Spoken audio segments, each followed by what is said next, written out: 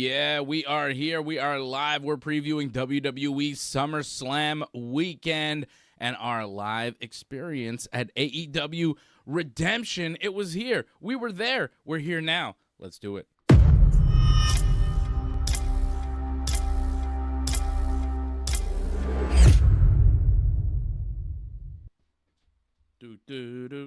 We are here. We are back.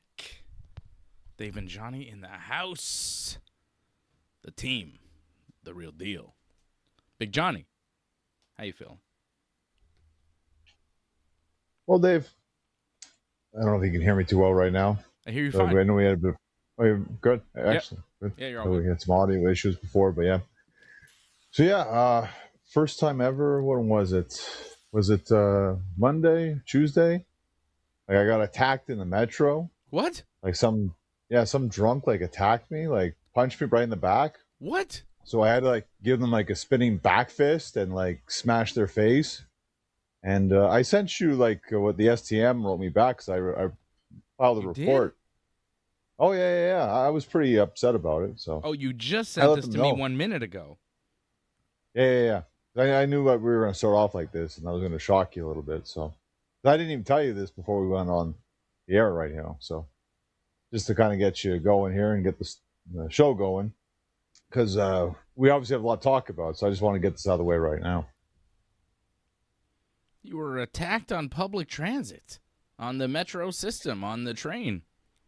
You were attacked? Yeah, well, just right before I'm about to get on the Leon Grove, switching the orange line, right? What time of day? Like someone just, this is like around 11:15 at night. Yeah, about 11:15 at night. Yeah, just someone randomly punched me in the back. So then I backfisted them, and their beer went flying. They like went away, and they ran away afterwards. I don't know exactly why. Obviously, maybe drinking too much, but I complained to the STM. I said your drunks are a little aggressive. Like I can take care of myself, as I did. Yeah. Well, that's dangerous. People were just getting punched. I mean, it could have hurt. Thankfully, you're big and jacked. Why would anyone punch you? Again, like they're not thinking, you know. They just see something, they just react. That's it. You know, they're not full mind, clearly. But as I, think is a great expression that's used quite a bit now, I find, especially in social media. F around, find out. That's what happened. Yeah, don't mess with Johnny. Don't mess with Johnny. Wasn't a good idea for them. No. Like I felt their face too. Like when my fist came on the back, like, oof. I'm not saying I broke anything, but I felt something. Nice. Well, you get what you pay for, baby. That's what happens. Don't mess with Big Johnny.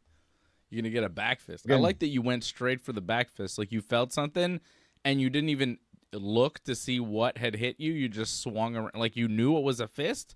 Did you know? Oh, yeah. It was one of those, like, I'm punching you because I want to hurt you kind of. Like, it felt like that kind of fist, you know? You saw him coming? You could feel him coming, or? I could feel it, yeah. I mean, you got to. So you knew it was a human man behind you and not something else. Yeah. So you just immediately went for the back fist. Because I'm waiting right to get on to the metro train, right? Jeez. So you know there's people around you, right?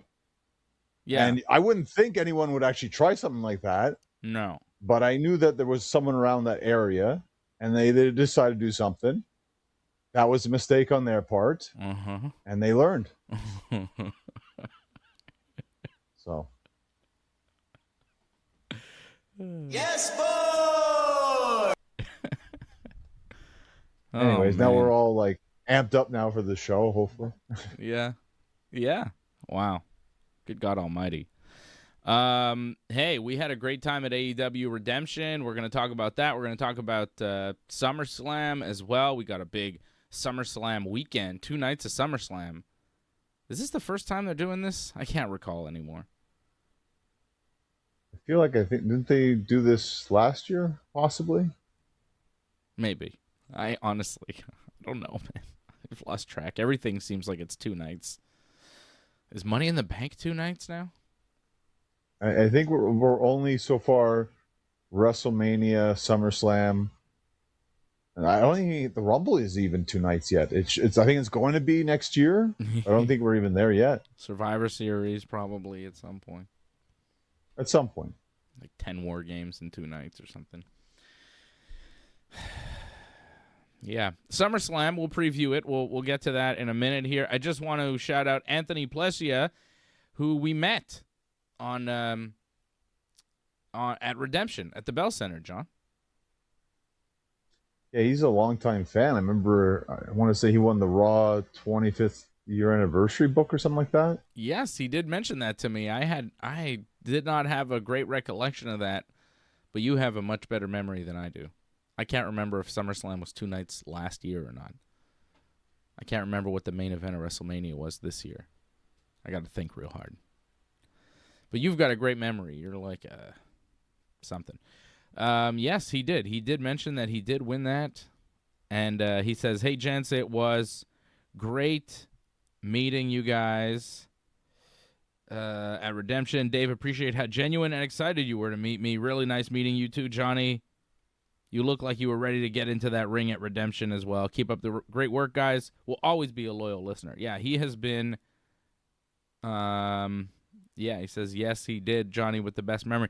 He has been a listener since, like, the radio days, the early radio days, way back when we were, on the radio, which is, going on 20 years, right? So it was nice to meet him, and I was excited to meet him. It's always nice to meet listeners, especially listeners that have been listening or watching, viewers for so many years. It's cool. It's cool to know that we are appreciated out there, that people like our work. We enjoy it. Doesn't feel like work. Feels like just talking to my buddy Johnny, which I would do otherwise, which we do normally. It's just this one, we go live, and everybody else gets to see it. But this would be happening regardless. Wrestling Uncensored would go on as like several phone conversations, if not. You know what I mean? We need this. Well, originally that's how Wrestling Uncensored kind of started. It was really just a phone conversation that was aired on the radio. So yeah, just I'd call you on the phone, be like, "All right, record. Here's the show." Right? Those were the early days, huh? The early days, yeah, like back in the 2010s, yeah, something like that. Somebody here, the Tony Cara, says that they were at Belle LeBeouf and saw somebody with a Johnny North t-shirt there. People are wearing your shirts out and about. You're famous. Yeah, I think I saw the fan too, yeah, wearing that. It was a big guy, yeah. It looked good. Somebody said it. They saw somebody at a restaurant wearing your shirt. Right. Not at Redemption. Yeah. No. Well, I know that, I think, because I remember I talked to this fan. Because he told me he went to Belle LeBeouf and then he went to Redemption wearing my shirt. Nice. Yeah. So you met some of your wrestling fans as well. Wrestling Uncensored podcast fans and wrestling fans. Are there crossover? There's many crossover, of course. Many crossover. I was asking a dumb question. I know that there are. There's crossovers, but it's interesting. I don't know... like which ones were first? Like they see me like in independent wrestling, or did they hear about the podcast? There's a couple that obviously the podcast first, then it was independent wrestling, then it all mixed into one. There you go. But I don't know exactly the ratio of that one, like which one higher than the other. Well, Big Johnny, we have a lot to get to tonight, and I am very excited to talk about all the professional wrestling. Where do you want to start? Like, I feel like we should do what we do and start with SummerSlam, even though Redemption was, let's start with SummerSlam. Let's start with WWE, and we'll get to AEW. What do you think? Yeah, we should plan this better. Maybe, but, I mean, SummerSlam is tomorrow, right? So, yeah, get that out of the way. What do you want to talk about?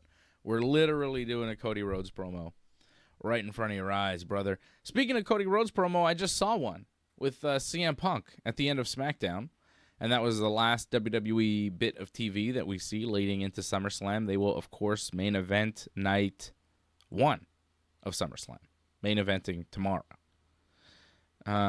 It was an interesting promo. It was, whatever. We're not friends. I don't like you. I kind of like you. Blah, blah, blah. It was a lot of that. It's been a lot of that. CM Punk throwing just a stray disrespect at Sami Zayn for no reason in particular. Called him tried to call him a bench player who thinks like he's a starter or talks like he's a starter. Why is he saying that about Sami Zayn? He didn't say anything mean about Finn Balor or Gunther or any of the other guys who are waiting in the wings for a title shot, but he's just kind of throwing shots at Sami Zayn. Because Sami kind of ripped on his pipe bomb and called him like a hypocrite punk, corporate punk. Called him that in his promo, so I think that was a shot back on him. That's funny. I call him CM Business. Corporate Punk is not a bad move either. That's what he is. It's a corporate version of the old CM Punk. It's a packaged, produced version of what he used to be. Some would say a shell of his former self. But, he's still entertaining. Because his former self was so good that even this lesser version is still better than whatever else we got. Right? It's not 2011 Punk, but he's still pretty great. I have to say I'm very disappointed though. Like we've been waiting. Hey, that's me. I look really cool there. That did not happen on Sunday. It did not come out like that. Good God! I did not hang out. Yeah, I did not hang out backstage at Redemption. I didn't talk to any of the wrestlers or anything. I do know that Jeremy Prophet was there. I don't know if you caught him taking away Hikaru Shida. Yes, I think I saw him doing match. Security there. Almost got kendo sticked, but he didn't. Yeah, of course I saw Jeremy Prophet. How could I miss him? He was the most jacked security guard there. He was huge. One of the most jacked guys there, period, I think. Yeah. He looked like he was too big to be security and he should be on the roster. Hint, hint. Well, I don't know. Like they like a lot of small guys there, so maybe he's too big. He'd be good in AEW. Oh, he'd be fantastic. Yeah. I wish Jeremy was in AEW. They should really sign him. He's so good. Mike Bailey's in AEW. He's doing well. I saw Jeremy wrestle Mike Bailey one time. Tremendous. Well, given their history and given the fact that Kevin Knight was his partner, you could tie it in where now Jeremy's now his partner and he's replaced Kevin Knight. Yeah. That'd be a fantastic storyline, I think. A more jacked, better version. And he's Canadian. And he can talk better, too, on the mic. Mm-hmm. Kevin Knight's charismatic, though. I don't dislike Kevin Knight. I just like Jeremy better. Okay, SummerSlam, John. Or as the great... What's-his-face called it? Summerfest. A guy from that Jeremy show. Piven. Yeah. Jeremy Piven called it Summerfest. Jeremy Piven played a character, Ari Gold, on Entourage, who was based on Ari Emanuel, who's now the boss of WWE. It's all connected, baby. I imagine there's just going to be an insane amount of celebrities. There's going to be its own segment, I think, when they just show a bunch of celebrities in the crowd. Both nights. Yeah. They had some real doozies of celebrities that they showed on Monday in Los Angeles. Caught some heat for having Ryan Garcia in that segment with Danhausen and Joe Hendry. Well, just that segment got heat. That segment was quite possibly one of the worst segments they've done all year. Whose idea was that? Hey, let's have Danhausen go out there and sing and dance. They did that before. They had Danhausen come out and dance with a bunch of people dressed like Danhausen. It was his debut at Survivor Series, and it was panned. No one liked it. Everybody said, this is the worst debut ever. And then Danhausen had a couple promos on Raw and SmackDown. All of a sudden, everybody turned around on Danhausen, loved Danhausen. Now Danhausen's super over, and they're like, hey, you know what we should do? Have him sing and dance. And everybody hates it. How is that a surprise? How did they decide to go back to the singing, dancing Danhausen well? After they tried it already in his debut, it failed miserably. Everybody knows it failed miserably, but they're going back to it on Raw with Joe Hendry, which makes Joe Hendry look worse, which makes Danhausen look worse. Nobody looks good in this situation. And then they're dancing around with Ryan Garcia, who said some really dumb stuff on the internet, but he's a boxer that Zuffa Boxing is promoting, and Zuffa Boxing is owned by TKO, which is Ari Emanuel, and the UFC and the WWE and all of that. So, of course, Ryan Garcia is going to be involved because he's got a big fight coming up that they want wrestling fans to watch, which we won't. I like fighting, and I won't even watch that Ryan Garcia fight. I don't care. I don't give a damn about Ryan Garcia, and I'm not interested to see him fight. Also, what flew under the radar in my mind was the fact that they also were kind of showing Ashton Kutcher out there with a title belt, like mugging for the camera, like, hey, Ashton Kutcher's here. Isn't that great? When did we forget that Ashton Kutcher was the guy defending his good friend Danny Masterson, who's now serving life in prison for some pretty awful crimes? Look it up.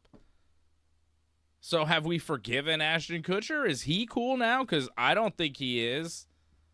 If that's your boy, and you've talked on the internet and in public about some pretty greasy things that you've done in the early 2000s, Ashton Kutcher, like, I don't really want to see Ashton Kutcher. I thought Ashton Kutcher had to escape the country at a certain point. We're just putting him on Raw like, hey, everything's cool. We like him now. I don't like him.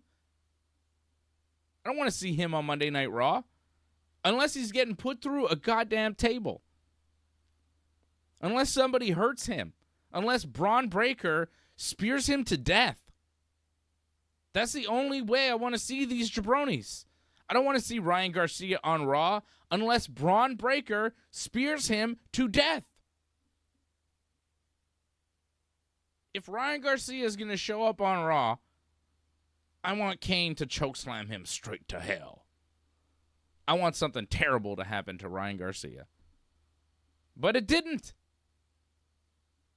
He turned heel and joined up with Dominic Mysterio, and they beat up Danhausen, and they set up a human monies on a pole match, which, you know, Danhausen did save it for me, because when you get Danhausen backstage without all these other jabronis, and it's just Adam Pearce talking to Danhausen, and Danhausen's leading the whole show, it works.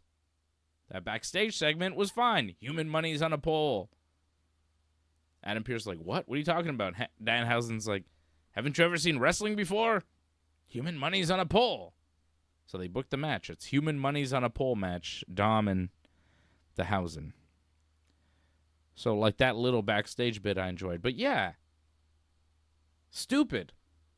Bunch of stupid stuff on Raw this week. And SmackDown. SmackDown was like all commercials. Why are they running so many commercials? Well, as boring as SmackDown was, I'm sorry, Raw, that was, again, nomination for one of the worst Raws I've ever seen. Like, it was horrible. It was really, oof, very bad. Like, yeah. I think when the best match is because Raquel Rodriguez broke her nose. Yeah. That's not good. And she won the Intercontinental title, too. She beat Sol Ruca, which makes you wonder how they feel about Sol Ruca, because she didn't have much of a run. They took that belt off her quick. She was botching her finisher left and right, and I think they said, this isn't working. We're going to go to Raquel because Raquel's solid. Raquel deserves something. She's good.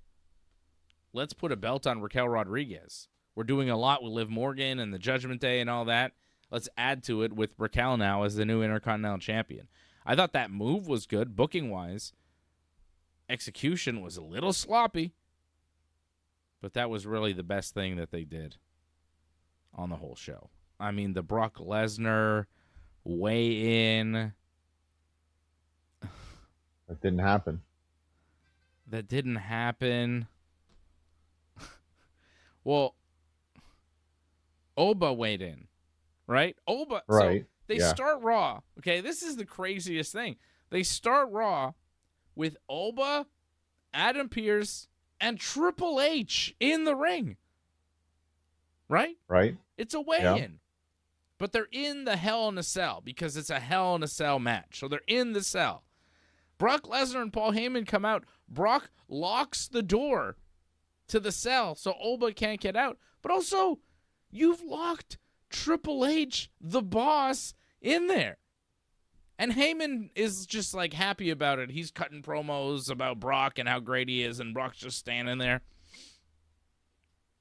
And we're supposed to understand that Heyman isn't concerned that they've just locked the boss in a steel cage. Lock Oba in there, fine. Which, like, just the visual of Brock Lesnar and Paul Heyman locking Oba Femi in the cage was a little, you know? You're going to lock this man in a cage? What are you trying to say here? Is he an animal? You know? I didn't like it. Triple H behind it. But he's locked in the cage too, so it was all silly. It was all dumb. And then Brock kind of like mugs, and then he flips off Oba, and Oba flips him off. And that was like the segment. It sucked. No, then Oba beat up the police that were also in the cell. Oh, right. Then there's police in the ring, and Oba beats them up. Again, he's beating up police. So you're locking the black man, Oba Femi, in a cage, and then you're having him beat up a bunch of police officers. What message are we trying to send here? What's the message? That's like, I think these are questions that need to be asked. You've heard what MVP and Bobby Lashley have said about Triple H and the WWE's booking, and time again, they do things where you go, why are they doing this with Oba Femi? Why is this the choice? So, well, and again, these are wrestlers doing real things that should have real life consequences that don't. Oba Femi's assaulting police officers every single week, no consequences. And Triple H is being locked in a cage by one of his employees, no consequences. You would think there'd be consequences. There are none. It's very bad writing. It's really poor. Well, again, I questioned this, I think, last week. Like, are they using AI to write their stories? Because it seems like there's a lack of logic in a lot of what they're doing, where it's like they have half an idea, but they haven't really thought it through. So it really feels like it's just AI coming up with these ideas, and the songs too, especially. I don't know if you heard Baron Corbin's song tonight. I'm like, wow, this is clearly an AI song, without question. It's not great. It's not great, and that was awkward. There was an awkward power bomb too, where I think Oba almost killed one of the guys as well, and then he got mad because. Remember that part? Yes. It was a disaster of a segment to start the show. Yes. It was so bad, man. And it didn't get better. Then it had Austin Theory and Braun Breaker versus Otis and Tozawa. And guess who won? You know? Well, that's not a difficult. I mean, before the match even started, I knew who was going to win this match. Yeah. But I thought they made Otis look okay in that, because Otis didn't take the fall, and they gave him a little bit of a comeback there. Yeah. Until, like, they used the whole Maxine to, like, seduce him kind of thing. Yeah. Which so he's falling for. He's very stupid again. Well, he's always stupid. Like consistency. But, like, he believes it now. After last week, now he's like, whoa, I think she likes me now. No, doofus. Dumb. It's hard to get behind these characters when they're so stupid. Ugh. Javon Evans beat Rusev. That was a bit of a surprise. He just straight beat Rusev. But you got to put these young guys over, and why not over Rusev at this point, right? Give him a win. Well, you notice, too, in that match, Rusev, like, left the match for a little bit there because his hand went numb. So did he? Yeah. Like, They actually I noticed they edited it like on the version I saw because it wasn't live. But when he left the ring out, he got kicked, and he just left the ring for a bit, like a very long time, until they finally decided to have the match go again, and then quickly ended the match. Oh, so maybe apparently he lost feeling. He lost feeling in his hand apparently. So good thing he's okay, but it's too bad. Rusev took a loss and lost feeling in his hand. Rey Mysterio lost to Ethan Page. Ethan Page is all right. That match was, that wasn't bad. That was one of the highlights of the show. But it's not saying much. No. It's really not saying much. I mean, it wasn't bad, though. It was something. Fair enough. But you're really like searching for something when you say something like that, I find. Yeah. I mean, it's just nice to see Rey in a solid wrestling match. I like Rey Mysterio. Then you had the whole Usos promo with SummerSlam and LA Knight and all of that. And Solo coming out and doing his promo with the Usos was not great. I want to like it, but I didn't. Solo, like, sometimes his promos are working and sometimes they really don't. This one didn't really. Well, the problem is, too, he's not clearly a babyface yet. Like, they're trying to make him babyface, but the problem is the Usos are also babyfaces, and by mocking the Usos, you're not becoming a better babyface off this, because people like to do the yeet thing. So when you're mocking the yeet, people will actually go for the yeet instead of, like, go along with you. So that's a huge problem with it. It's very awkward right now because you really have two babyface teams against each other in the 6-man. Yeah. But the Usos, I mean, Jacob is like weird, right? Because he's with them, but he's kind of forced to be with them and the crowd still knows it. It's like the whole bloodline doesn't make any sense as far as how they're booked and how they're received, They're booked as heels, but they get cheered no matter what. Jacob and the Usos are going to get cheered. The Usos keep doing the run it back thing, which, you know what's going to happen there. They're going to get cheered. They come out through the crowd. They're baby faces. I thought Solo was kind of funny, though, making fun of them, making fun of their whole act. I didn't hate that.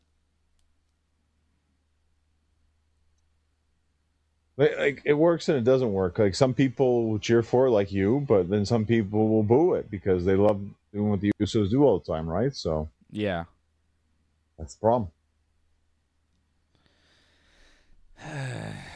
Yeah, and then you had a Seth and Roman promo to end the show, which was what it was. They're trying to tell the story that Roman's the real superstar, and he's like, but Seth is the wrestler. He's the professional wrestler, and he's a much better wrestler than Roman. And fair enough. He's a better worker, I guess, than Roman, if you want to break it down in that way, like the work and the moves and the athleticism.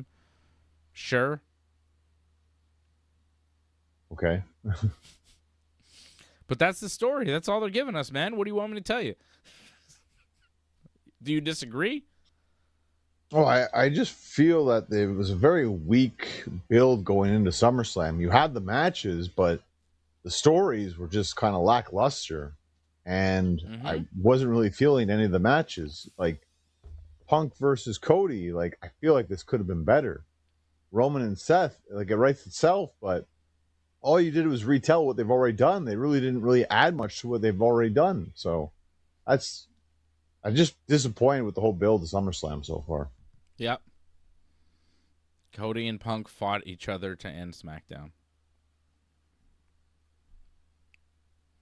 What have they really done? I was waiting for, like, Cody tonight when he said, Punk, sometimes I see through you.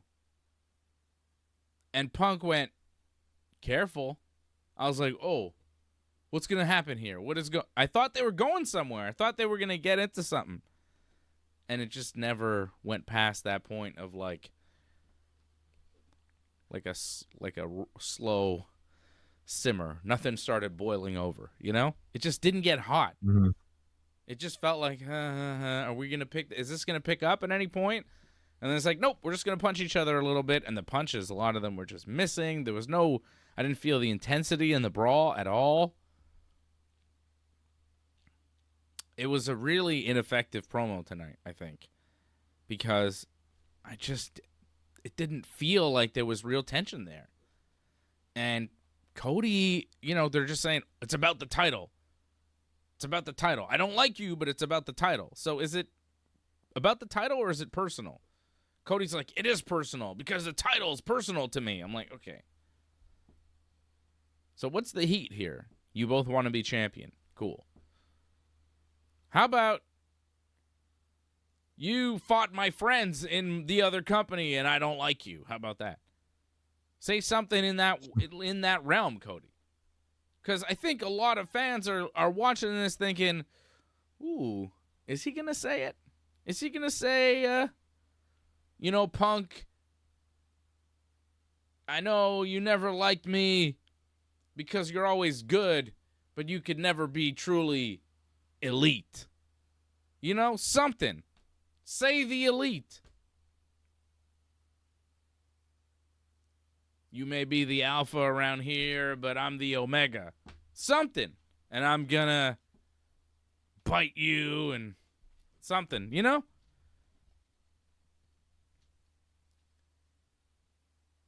I think would have got a lot of interest in this match. You're asking for something that is just not the right place for them. This isn't about that. This isn't about like their past that, we'll talk about kind of like in a shooty way. This is just about them on television, what we see every week. And they're the last two left, go for the title, and that's all we got to see. Yeah. And that's why they're the main event of night one, because no one gives a damn. Too bad. That's sad. Yep. They could have gone in many different directions with this, but they chose to keep it very, very safe, which is Triple H's booking style. Safety above risks and chances. Triple H has not done anything that makes you go, whoa, I can't believe they did that. And sometimes you got to do that. Vince McMahon was very good when he was good at doing things that made you go, whoa, they did this now? This is crazy. And sometimes they did things where you went, whoa, why are they doing this? This is crazy. Triple H doesn't do that. He doesn't swing big. He doesn't take risks. He plays it safe. He does things, he does little twists and turns that he thinks are crazy, but everybody sees coming. It's kind of like how he wrestled. Doesn't take risks. Plays it safe. Does the kind of straightforward, boring thing. It's fine. It's okay.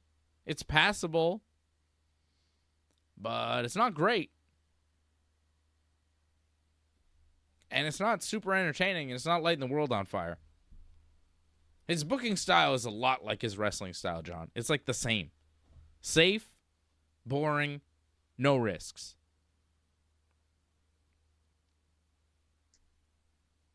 I wish we had something exciting. Like you said, like there's so much there they could have gone with, and they decided not to for whatever reason. If anything, it's like that's all we're going to get. You expect there's going to be something more, that this is only the start of something off of SummerSlam. Then we'll get a series of Cody versus Punk matches, and then we'll get a true great feud off of it. But I don't know if we will, to be honest. Well, I think Punk's going to win, and Cody's not going to stop going for the belt, so I think they'll wrestle again. I think Punk's retaining, though. Although, yeah, I got Punk. I could Punk see too. Cody just taking it back. Maybe this was always about Cody. Cody drops it. to Drew, takes it back. Cody drops it to Sami. Sami drops it to Punk. Cody takes it back. Like, it always feels like Cody takes it back. I wouldn't be mad if Cody took it back. Like, I could see them going back to Cody, no? But I feel like they're going to stick with Punk for a little bit. But I'd rather them do that, yes. You'd rather them stick with Punk? Yeah, but here's the thing, John. I think Roman's beaten Seth. Night 2 main event. Yeah, I agree, yeah. Okay. Because a lot of the story has been, you know, Seth is a better pro wrestler than Roman, and Roman has never beat Seth, and Seth's got his number and all of this. And I think, you know, Roman says, I have to beat you in front of my family. I have to. Roman's on another big run here, it feels like. And I think he's going to beat Seth because the whole thing has been he never has. So he's going to now. He's going to get the win over Seth. So if he gets the win over Seth and he retains the World Heavyweight Championship, Punk in main event of night 1 also gets the win over Cody and retains the WWE Championship. So in both main events, we just have champions retaining. WWE tends to switch things around. You know, WrestleMania and SummerSlam, they do a little switcheroos here and there. But they have kind of passed the title around the WWE title anyways. I mean, Roman won it at Mania? No. Yeah? He did. Yeah, Mania. Yeah. When he beat Punk. See, my memory sucks. But I'll get there. I'll get there, baby. Roman won in a Mania because he won the Royal Rumble this year. Are you impressed? I remember that. So he has been champ since Mania, but I don't think it's going to end. But Punk, you know, he just won the belt, and, you know, Cody has dropped it around and won it back, and then dropped it to Sami, and then Sami to Punk, and all of that. So they've done kind of title changes. I could see them just keeping it the way it is with both belts, but it's SummerSlam. Something's got to happen, no? Doesn't something have to happen on this show? Because I'm looking at this show thinking, nothing is happening on this show. Both nights. Well, I don't know what true. is going to come out of either night where we're going to go, whoa. Something has shifted here. It seems like business as usual. No change. It's still like a 2-night house show called SummerSlam. Well, you will have a new, well, for the first ever time, an interim women's champion, right? WWE champion. Yeah, but that's meaningless. I don't think it's great, but they're gonna hype it as like it's, you know, the first ever kind of thing, and it's a big deal. It's automatic shot against Rhea Ripley when that happens, and that'll be a big match. So they'll hype that as huge. And I wouldn't be surprised if they give Baron Corbin the U.S. title.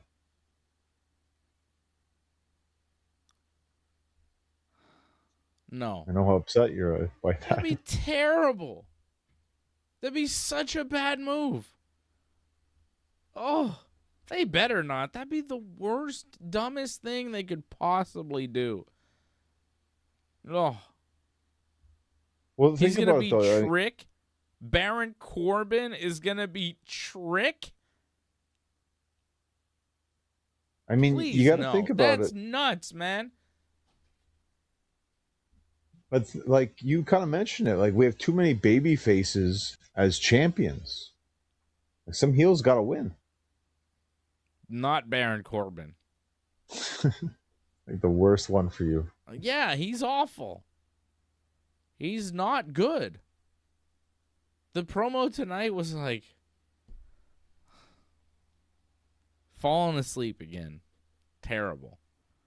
Baron Corbin. I can't believe they brought him back. Like, why? Why? Did any wrestling fan go, man, you know who they should bring back? You know who I miss? Baron Corbin. I don't know a single person.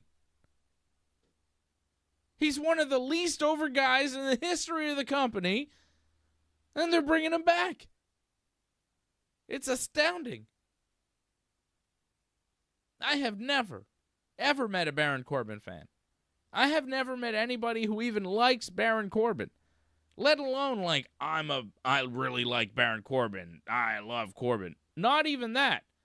I've never met somebody who we talk about, oh, you see wrestling? Oh, yeah, Baron Corbin. Oh, man, what a jabroni. Everybody thinks that. Nobody likes this guy. Why did they bring him back? Who wanted to see that? Well, Baron Corbin, that'll put asses in seats. Who's buying a ticket to see Baron Corbin outside of St. Louis or Kansas City or wherever he's from? Maybe his parents are buying tickets. Or his wife. Other than those 3 to 4 people in Baron Corbin's family, the Corbins. Jeez. Okay. Let's do it, John. See, Angelo in the chat says, I don't like Baron Corbin. There's Kyle Salisbury in the chat. Can't stand Corbin. See? Nobody likes Baron Corbin. He's boring. It's not like, ooh, we hate him. He's such a heel. It's like, no, we just don't like watching him on TV ever because he's not entertaining. He's not a good character. He's not good at wrestling. He doesn't have good matches. He has no charisma. He's not good at promos. He's tall and in shape. He kind of looks like a wrestler, but not really. He looks like an insecure child with big tattoos and muscles. He comes off really awkward. There's negative charisma with Baron Corbin. No one likes this guy. And I'm sorry. I'm sure he's a lovely guy there. Tom Peastock. I know he cooks and he does jiu-jitsu and he seems like a nice guy. You know, he's a little too into skulls and stuff. It's like, what are you doing? Lame. But I don't have a personal problem with him. I just don't like to watch him on TV when I watch wrestling. I wish him the best. I thought he was doing jiu-jitsu. I thought he was off wrestling and trying to be a competitive jiu-jitsu player. Maybe that didn't work out for him because it's very hard. And wrestling is far more lucrative. I would take a WWE contract over competitive jiu-jitsu any day. Way more money. So he's got money. He's happy Corbin. Awful. What a jabroni. All right. Well, we've talked about him enough. Let's talk about his match. He's wrestling on one of these nights. Is he on the show? He is. He's wrestling on night 2. He'll wrestle Trickery Williams. I hope Trick wins. Because Trick has so much charisma, is so much fun, is a rising star in the WWE. Trick is 32 years old. Baron Corbin is 41. Trick is the United States champion. He has not held the belt for very long. He's got the belt fuzzy with fur on it. It looks very cool. He looks very cool with it. He's very entertaining. I want to see more of him. If he were not in the WWE anymore, I would say, wow, how come they don't bring Trick Williams back? That guy is good at wrestling. Younger, better in every way. He should win. Baron Corbin should be here to lose to Trick Williams. On no planet ever should Baron Corbin beat Trick Williams at SummerSlam. However, we're living in the WWE universe, and in the WWE universe, Baron Corbin retired Kurt Angle at WrestleMania. So anything's possible in the WWF, pal. Terrible. But I'm going to go with Trick because I love Trick. He's good. Lemon Pepper Stepper. Well, then we have our one difference because I'll go with Baron Corbin. I think we need some heels as champions, so Okay. that's what's going to happen. Well, we started with night 2. Let's continue with night 2. We'll go to night 1 after, okay? We're doing night 2 first. Sounds good. All right. Reverse. Sami Zayn versus Finn Balor. The winner becomes the number 1 contender for the WWE Championship. Gunther didn't like that, though. Gunther came out and beat them both up on SmackDown tonight. He was like, I should be number 1 contender. And I'm like, yeah. Over these two guys? Definitely. But he won't be because he's wrestling Nick Aldis. It'll be Sami versus Finn, number 1 contender for the title. I think Finn will win, and he'll go on to face Punk, and they'll continue whatever that was.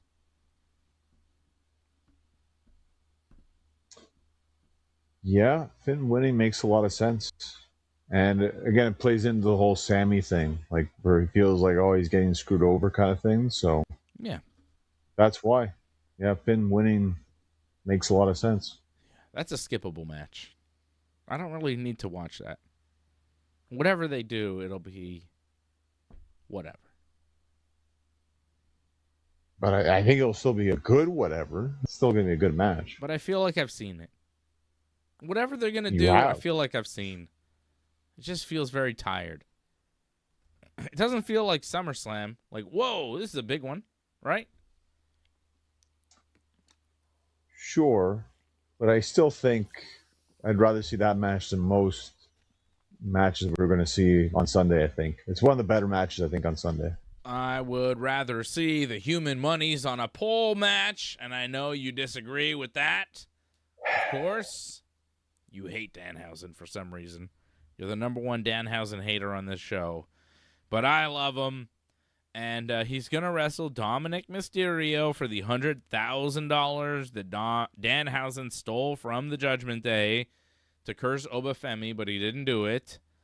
And now he has stolen their human monies, and they're mad at him. So they're going to put the human monies on a poll and decide who has the monies that way, which I think is fun. There'll be some antics. There'll be the mini Housens, which is a part of the act I really don't think is necessary, but they do. And I don't think Danhausen's in a position to say no. Feels like they're sticking him with a lot of extra stuff to try to sell things and make different things work. And he's just going along for the ride because he's making more human monies than he ever has in his life. And who could blame him? But creatively, you could tell that there's some things not quite working. But this, I think, could work. I think if they give him enough creative leeway, he can make something happen here with this match. Dominic Mysterio is a good opponent, I think, for Danhausen. Good size opponent. Roughly the same size. It'll be okay. I think this will be interesting. I'm looking forward to it. This is like a draw for me. I want to see what they do. I know it won't be a Bret Hart classic, but it's like more interesting than just Sami and Finn wrestling. You know what I mean? Like Sami and Finn having a match, whatever they do, I've seen before. I have not seen Danhausen and Dominic Mysterio have a pole match. I haven't seen a pole match in the WWE in a long time. So it's a draw for me because it's something different. It's different. It's a gimmick. I get it. But it's a change. You know? They give you same all the time. This is different. This is fun. This is for the kids, too.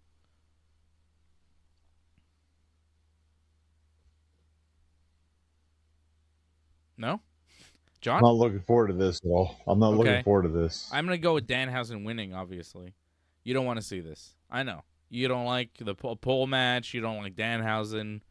What do you hate most about this? I think it's the fact that we had to watch that JD match against Danhausen, how bad that was. I'm just like, man, can it get any worse? And now the way this has all come together, I'm like, wow, it actually can, and it probably will on Sunday. Yeah. But fun worse. I'm looking forward to it. Not for me. All right. Well, Danhausen will win, though, right? Going with the Hausen? I'm doing a lot of crusty right now, but yeah, it's just going to happen. Uh-huh. Okay, how about the 5-way ladder match for the interim WWE Women's Championship? That's Rhea Ripley, who's the champion, but she's injured, so they're having an interim champion. And I guess the winner at some point will face Rhea when she comes back. Tiffany Stratton, Jade Cargill, Chelsea Green, Charlotte Flair, and Lash Legend. Lash Legend beating Julia tonight. Just beat her on SmackDown. The downfall of Julia. Like, what happened there? They bring people in hot and then they lose faith quick. You talk about hot. Like, I question hot. Did she ever really, like, make a big impact on the main roster? I feel NXT, like, there was someone with a buzz, but main roster, nothing really big happened. They gave her the U.S. title, but nothing really happened off that. No, but they brought her in with Stephanie Vaquer.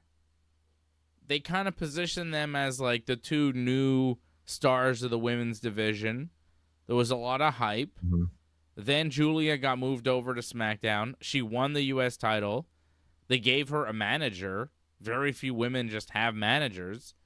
And then at a certain point, they decided that they liked Kiana James better, and they just stopped going to Julia. I'm not sure what happened, but clearly something happened. Like, she's been devalued in the company's eyes in some way. She's not booked for SummerSlam in this match. Lash Legend is great. I'm not saying Lash Legend shouldn't be. It's just, Chelsea Green is in this match. I'm not disrespecting Chelsea Green. She's also great, but at a certain point, you would have thought Julia might get a spot in this over Chelsea Green. Getting a lot of baby faces in this match. Tough to call. No, you got two heels. 2 heels, 3 baby you got faces. Tiffany and Chelsea were a tag team. They seem to be a team, and they're both in this match. Seems unfair. Charlotte hates Jade, and Lash seems to hate everybody. Charlotte and Jade hate each other. They were fighting again tonight. It's intriguing. Like, they could give it to Lash when you think about it. Lash Legend might actually win this match. Yeah. I think they might. Yeah. They got to raise her up, and her and Rhea would be good business. I would want to see that match. Well, I feel Charlotte and Jade kind of cancel each other out, right? Mm-hmm. And Tiffany's already the U.S. champion. They're not going to give her another belt. Mm-hmm. And Chelsea versus Rhea, I don't see that happening. So Lash is perfect. She's Legend. A heel. She's like, her and Jade, I would say, are the best opponents because Rhea, babyface, you would think you'd want to give her a heel opponent for the comeback. Lash is the one. Yeah, I agree. Yeah. Yeah. That's what I'm going with. Legends. The legend continues. She's great. Big fan of her and Trick. Excellent new stars. Excellent. She should win. Then I want to see what she can do with Rhea Ripley. Okay, we're both predicting Lash. How about Penta and Chad Gable, Intercontinental Championship? Penta's held this belt for a while. This is in Minnesota, Gable's home, and I believe he will finally win the Intercontinental title here. This seems like the event is halfway built around Gable winning the Intercontinental title in Minnesota. Yeah, I just feel it shouldn't have been Penta as the champion. It would have been more sense if it was Dominic Mysterio. Yep. It was already like a built-in story there.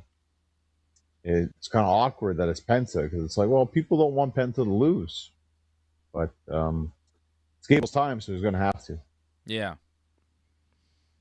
Penta's like, Gable, you disrespected Lucha. but then you apologize for it. So it's okay, but you still did it, and I'm going to make you pay for that. And it's like, well, is it okay or is it not okay? It's a very awkward story. Again, no heat. Zero heat. It's just, they're going to be behind Gable because it's his hometown and his kids will be there and it'll be a whole thing. Which is good. He'll get his moment at SummerSlam. A SummerSlam moment for Chad Gable. The match will be great. Hopefully they give him some time to really steal the show. Could steal the weekend. Yeah, I think it'll be a solid match and a great moment for him. Yeah. All right. We'll see how much time it gets, too. Yeah. There'll be more commercials in time for this match. Roman Reigns and Seth Rollins for the World Heavyweight Championship will main event night 2. It'll be the last match at SummerSlam. And, I think Roman finally wins. I think there'll be a lot of talking, cinematic wrestling. I don't care. Whatever. I'm not interested in this one. I'm past it. I think Roman wins. If Seth wins, fine. If he doesn't, fine. I think Roman should win. Seth coming back with the title now. It's why? Then again, if he doesn't, where does he go? I don't know what else he's going to do. He's kind of done with the vision. If he loses to Roman now, what happens to the Seth Rollins character? I think there's more options for Roman if he loses. A lot of bloodline stuff, a lot of stuff with his cousins and everybody, and he could chase Seth. Might be a better option to put the belt on Seth right now, but, you got Braun Breaker and Seth down the road for the belt you could do. I don't know. I'd kind of like to see Seth win it because it would shake things up a bit. But Roman's run hasn't been terrible. But I really don't care either way, John. Whoever wins, wins. But I'm just not interested in that match whatsoever. Jason Pete says, unpopular opinion, but I'm bored by Reigns and Seth. I don't think that's an unpopular opinion on this show, Jason. I'm kind of bored by both of them, too. I'm bored by the main event men's scene on Raw and SmackDown. They need to give way more time to the women because everything they're doing is more interesting. I'd rather see Jade Cargill and Charlotte Flair than Roman Reigns and Seth Rollins at this point. I'd rather see Tiffany Stratton and Chelsea Green. There's one women's match on night 2? One? And it's a multi-women's match? That's a joke. I mean, there's only 5 matches, though, no? On night 1? 6. Or 6 matches? On night 2, there's 6. Each night, there's only one women's match on each night. And both matches, there's a 6-woman tag and a 5-way ladder match. So you're just stuffing in as many women to the card as possible with multi-woman matches. Not a single... Oh, wait, sorry. I apologize. Io Sky, Liv Morgan. That is the one-on-one match for women on the whole weekend of SummerSlam. So 2 of the 6 matches on night 1 are women. And 1 of the 6 on night 2 are women. It's not enough. It's really not enough considering how good their roster is on the women's side and how poor their men's roster is and how boring their men are. The women are more interesting. They're doing better work. Give me more of them. What happened to Lyra Valkyria? Is she still going bananas? Give me a match. Give me more. Give me more of the women. They're better. Where's Becky? Where's Becky? Where's Bayley? What are they doing? She leaving the company? Is she not? What's happening? Whatever happened to Asuka? Oh, I think she's done. Retired? I think WWE retired from what it looks like. Bring back Kyrie? What are we doing? Well, Kyrie, they released, remember? Like, I know, they should bring her back. yeah, I don't see that happening. Why hasn't Blake Monroe been booked in a match yet? How long has she been called up to the main roster? Has she had a match? Well, I think she was supposed to wrestle Tiffany the way it was going, right? But because of this whole ladder situation, they kind of, I think, pushed that like back a bit. Find an opponent for Raquel. Have a number one contender tag team match for the belts. I know the women's tag team champs are in a match, non-title, but the lack of focus on the women's division when they are usually the best part of the show is so dumb, so short-sighted. And like their men's roster is just not bringing it. Roman and Seth have not really brought it. Punk and Cody haven't really brought it. Like, their match will be good, Punk and Cody. Roman and Seth, I don't know about. But give me more of the women. Because they're so exciting to watch. You just bring Nia Jax back. Where's she? She had 2 qualifying matches and lost both of them. So Yeah, so? that's where she's at. So? Give me Nia Jax versus Raquel Rodriguez. Intercontinental title. Give me something. Yeah. Well, I don't think we'll get that. It's not going to happen. Charlotte and Jade should have been just a one-on-one match. And you could have had a ladder match for Tiffany's belt. Yeah, but I don't... Like, it kind of is, right? It is Charlotte versus Jay. That's what the whole match is kind of built around. Yeah, but it's not. They're doing it's a ladder match. Right, so that way they could save that. They still have that one-on-one that they haven't done yet. What are we saving it for? It's SummerSlam. They always love to save stuff. They don't want to give stuff away like that. You can't have a night 2 with only one women's match out of 6.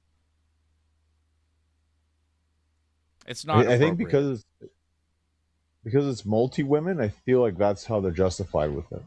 Well, the night 1 has a multi-woman match too. 6-woman tag and a one-on-one. Well, I think they'll make the complaint like they have a championship match for the women, right? One. And they just have another multi-woman one, fortunately. If you think about multi-woman like storylines, there's only really one going. You should have one multi, one one-on-one. That's what they do on night 1. They should have done it at least on night 2. At least, if not half and half at this point. 3 and 3. 6-match card, 3 and 3. Don't give me 2 and 6 or 1 and 6. It's not enough women's wrestling on this show. Not enough. Anyways, Roman over Seth, right? Yeah, I would say so. I mean, I'd take Roman over Seth like almost all the time. Like that's the way it always should be. Yeah, I would take a lot of people over Seth. You see Seth saying he's like the greatest wrestler of all time? He's not even the greatest wrestler right now. He's not even top 10. I think it's in gimmick or whatever, but I do think he believes it. Right. People in WWE talk about him like he's Bret Hart or something. Well, this is something Angelo mentioned in the comments here. Like a lot of like comments you're gonna hear now, or like sound bites, are from like WWE Radio. So all these things should be taken with a little bit of a grain of salt, because I think a lot of it is just in character stuff. WWE Radio. Yeah, they bought a Sirius channel, right? Right. And now that Busted Open show is like a WWE, just a wing of their propaganda machine, right? Exactly, yes. Sure.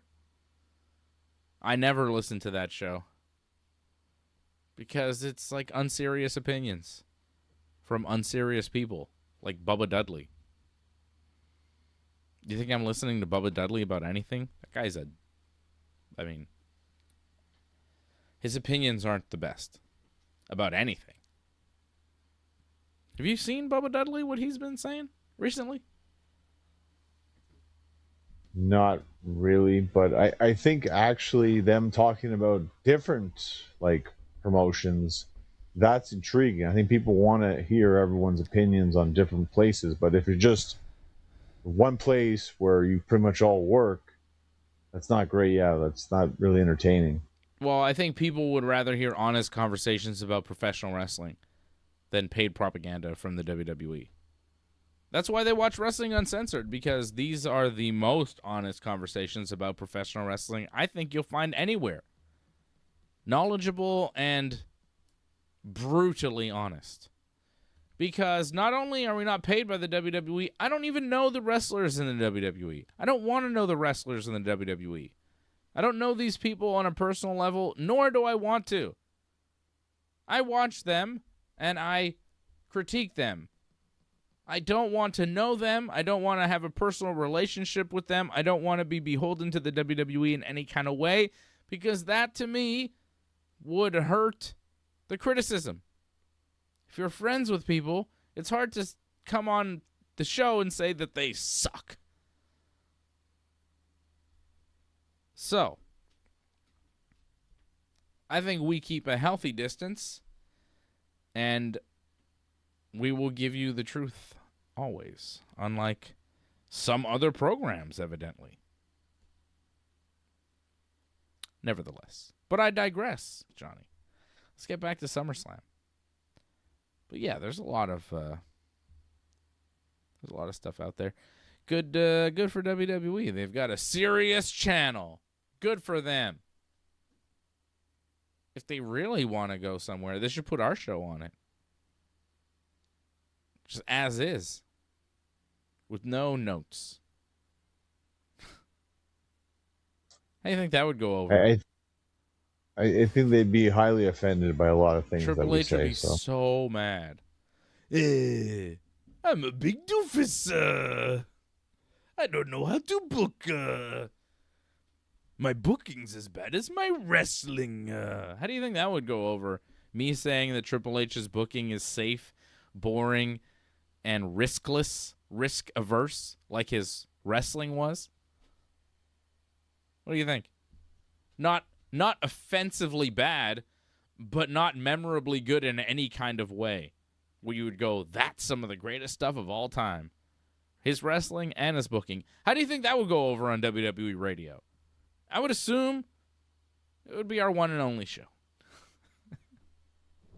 Probably. I will always give Triple H credit, though, for that street fight against Cactus Jack, Royal Rumble 2000. Sure. That was some risk there. Yes. But once, he became the King of Kings. Right? Sure. Things changed. King of Kings. He had some good matches. Like, it was a Hell in a Cell with Taker at Mania. That was good. Yeah, there were some good ones. I remember the one he had with Jericho. I think like a Judgment Day. It was like 2002 or something. Like that was very good too. Yeah. However, a lot of his matches were very bad and very boring and very safe. And he promoted a style in the WWE that we had to sit through and watch for several years that was very boring, very bad, and very safe. Too safe. You got to take some risks. It is wrestling. It's not ballet, pal. Like, just the worst part, what he gave to modern day wrestling is that almost every show now, WWE, without question, like it feels like there's crotch chops almost every match or every second match or something. Yeah. That's the thing that upsets me the most. What he gave to wrestling. Yeah, but I feel they do it because of Triple H. Oh, and Sean. Sean's their boss too, in a way. Yeah. But I feel like that they link it more to Triple H because he did it more, right? He did that promo more, right, to hype everybody up. Shawn was there, but he didn't do it as much as Triple H did it. Shawn and Triple H running the show. I wonder what Brett thinks when he sees that, like, these guys, you know? I wonder what The Rock thinks when he sees those guys running the show. Can't be too impressed. Well, The Rock's their boss, so I think he's okay with it. Well, I don't know. He's not exactly their boss, in a way, but... Anyhow, night 1 of SummerSlam, John, we talked about Punk and Cody. We both believe Punk will win. We do. I think this will be a very good match that Roman and Yeah, Seth will not be able to top. I think they'll both be very good matches. I'm not too worried about both those kind of matches. But, I mean, it's hard to say which one was better than the other one. But, I mean, Punk and Cody, just two of the best wrestlers going today. So it's hard for them to have a bad match at this point, I think. Correct. They are two of the very best in the world. How could it be bad? It won't be. But yeah, I think Punk wins. And that's fine. Oba Femi and Brock Lesnar in the Hell in a Cell. I got Oba winning. Make it 2-1. Heyman said Brock's never lost in Hell in a Cell. Well, there's a first time for everything. More reason to give it to Oba. Because Brock's never lost. So Oba has to be the first guy to beat him. Oba's great.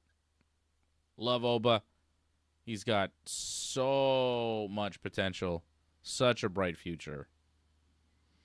More Oba. I'll agree with you. I think Oba's going to win. I just wonder more, is this the end of Brock Lesnar, though? Will this be Brock's last match or not? I question that. Yeah. Apparently, it's not going to be. It doesn't feel like it should be. Like, it doesn't feel like this is the end for his career. Like, I feel like there's still more. That Gunther match, that should still happen. Yeah, I think Gunther retiring Brock would be a good move. At some point. Maybe Mania. I don't know. I don't know. I'm worried about Gunther the way he's just not the same anymore. You came up short too many times, Gunther. I hurt him a bit, I think. I think he's still the man. I mean, he beat up Finn and Sami. Sure. He's going to beat Nick Aldis. Yeah, okay. That's something. It's not the title, though. No. It's not the title, but I think at some point he should get there. He's Gunther. He's the best. I want to see Gunther. I want to see Oba Femi. I want to see Gunther versus Oba Femi. Yeah, that'd be fun. But I don't know if Gunther... It kind of feels like an LA Knight almost all over again. He got to a certain point, and they just kind of kept him at that point, and that was it. Yeah.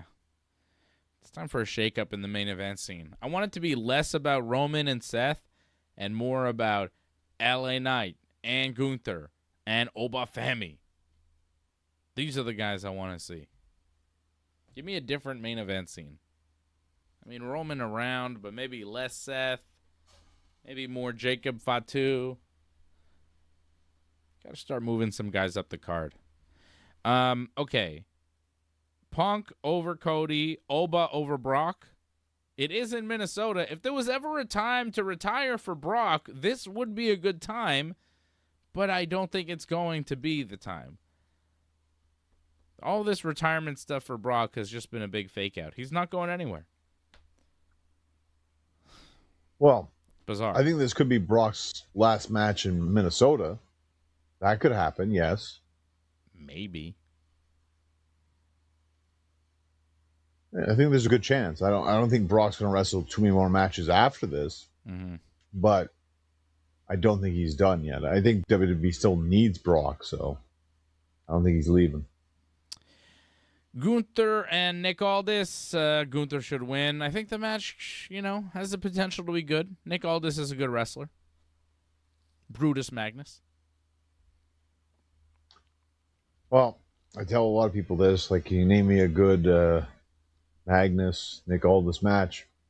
I know a couple, but I don't think a lot of people do. So He had one with Cody that was pretty good. that's the number one match that will pop up all the time. There you go. If anyone can remember anything, it's that one. Well, it was good. It was good. And it wasn't that long ago. What? It's 7-8 years now, but yeah, like it's not too far back. It's just, again, it's been a while since he's been in a ring. It's been years since he's been in a ring having a match. So I would have liked to have seen like something before this, but that's also the intrigue of this, is like, what are we getting? Like, they did a nice little package for him, which was nice to show that, what he's accomplished, him wrestling Sting, a bit of his TNA run. It can be good because, again, both good workers. Sometimes that's all you really need in the end. Yeah. Hard-hitting match. Yeah. That's all you got to do. I always have faith in Gunther. He's going to deliver because he always delivers. He's one of the best. I got Gunther. He's great. I have faith in Gunther. Okay, what else is here? Liv Morgan and Io Sky for the Women's World Championship. I think Liv Morgan, trouble, is going to win. I think she just keeps the run going. She's on a hell of a run. She's becoming a legend. Title defense. Yeah, first title defense. Is it the first one since she won it at Mania? No. If you don't count house shows, then I believe so, yeah. Wow. First televised, title defense. Weird. Okay. It was on ESPN. It's like her hasn't defended the title over 100 days. Well, I think she'll win it. She'll defend it at least once. She should beat Io. Io doesn't have a ton of momentum right now. Io's great. Io will give her a good match, but Io needs a bit of a character shakeup, I think. There just needs to be a little bit more there. I wouldn't mind if they gave it to Io on this one, actually. I feel that would be the shakeup if they give it to Io, because I feel like they're giving everything Judgment Day, and then a bit of a twist right there to take it away a bit from. But I feel like they're going to give everything Judgment Day right now, so it's not going to happen for Io. It's too bad. But yeah, Liv gets the win, I think, tomorrow. Yeah. Well, everything to Judgment Day except the Human Monies. Human Money stays with Danhausen. Well, I think another thing, too, is that Liv's going to have a title. Raquel will have one, but not Roxanne. So that will cause a bit of a wedge. Yes. Okay, Liv over Io. Could be good, could be bad. You never know with Liv. Sometimes Liv has great matches, and sometimes she doesn't. Inconsistent. Yeah, There's no question. Yep. The way it's always been. Io's pretty consistently good, so got a good shot at having a good match. Well, they had an okay match before. Yeah. Well, you never know. All right, what else? LA Knight, Solo Sikoa, and Royce Keys take on the Bloodline, Jacob Fatu, Jey Uso, and Jimmy Uso. It's a 6-man tag. I'm going to go with the Bloodline winning. Yeah, I go with the Bloodline winning. I think this might be the weakest match on the whole weekend, I think, probably. Yeah. It's the Usos and Jacob Fatu against just some guys that they put together for no reason in particular. And we've been down this road a couple times now, I feel, already, in some sort of variation of this. Yeah. Not good. It's not great. It's not good. All right, we got the Usos and Jacob up, winning this one, and another 6-person tag, a 6-woman tag this time. Paige and the Bellas take on Fatal Influence. Nikki Bella came back. Great to see Fearless Nikki again. And I think Paige and the Bellas will get the win over Fatal Influence. Fatal Influence took the titles away from Paige and Bree. So I think this is them getting their win back without getting the belts back. Again, this could be the weakest match on the whole card. I mean, this is what? This could be bowling shoe ugly, pal. It's not great. Again, the only intrigue is that, well, Nikki Bella hasn't wrestled in a while. How it's going to be with her coming back. It's nice you'll finally get the Bellas finally together, which you haven't had for so long. But now you finally get it. So there you go. You get that moment. And I feel like we've been pretty much the same the whole way through. So I'll go with Fatal Influence. No. Just to change it up here a bit. Okay. I think Saturday we picked it all the same, didn't we? Did we? I don't remember. Yeah, I think Saturday we just did because I mean it's very predictable most of the show. So, but I'll go. So I think we've picked pretty much everything the same. We got Liv over Io. We've got Oba over Brock. Punk over Cody. Bloodline over LA Solo and Royce. Gunther over Aldis. And yeah, I guess I'm going with the Bellas and Paige, and you're going with the Influence that's fatal.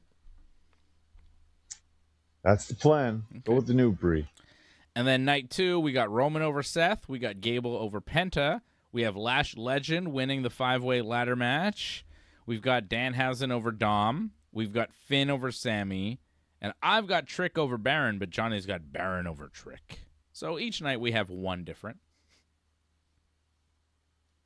At least it was one. There you go. I hope if I'm wrong, it's on night 1. And not night 2, because I really don't want to see Baron Corbin win anything over Trick Williams. Seems like a very bad move to have Baron Corbin beat a young star with momentum. Seems like a very stupid move. But it's the WWE, so you never know. Par for the course, I suppose.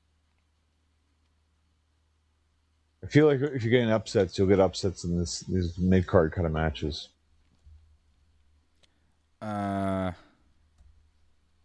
Yeah. Well, I hope not, John. Okay. That's SummerSlam.